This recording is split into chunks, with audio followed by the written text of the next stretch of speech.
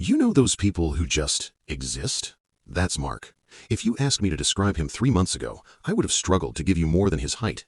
We've worked in the same accounting firm for 4 years, same cubicle row. He's the guy who brings a turkey sandwich every day at 12:15 p.m., laughs at jokes 5 seconds too late, and says, "See you tomorrow," with the exact same inflection every single evening. People ask if we're friends. I always say the same thing. I only know him as a coworker. And honestly, that's how I liked it. He was predictable. In a world that's constantly screaming for attention, Mark was silence. Things changed in November. I was going through a messy breakup, and I guess I wasn't hiding it well. One Tuesday, I found a coffee on my desk. Expensive, exactly how I like it. No note. I looked over at Mark. He didn't look up from his spreadsheet, but he had this tiny, barely there smile.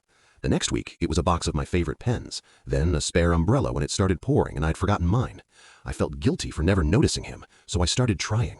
I'd ask about his weekend. He'd say, "Quiet, just how I like it." I'd ask about his family. He'd say, "I'm an only child, just me and my thoughts." He was so gentle, so harmless. My friends told me I should give him a chance. "He's a nice guy," they'd say. I'd just laugh and say, "Guys, I only know him as a coworker."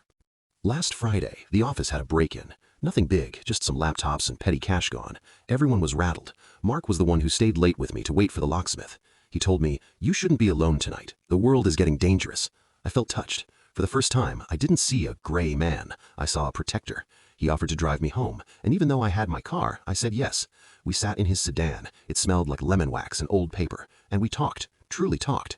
He told me he'd been watching over me for years, not just at work. He knew my cat's name. He knew I hated the sound of the neighbor's leaf blower on Saturday mornings. I thought it was sweet. I thought he was just observant. When we got to my apartment, I realized I'd left my keys on my desk at work. I started to panic, but Mark just reached into his pocket. "Don't worry, I have yours." He pulled out a ring of keys, my spare keys that I lost 3 years ago. I froze. I asked him how he had those. He just smiled, that same tiny, delayed smile, and said, "I took them from your purse our first month working together, just in case you ever needed help."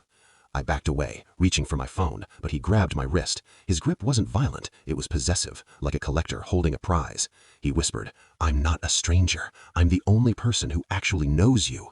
Then he leaned in, his breath cold against my ear, and said the words that are still echoing in my head while I sit here in this locked room.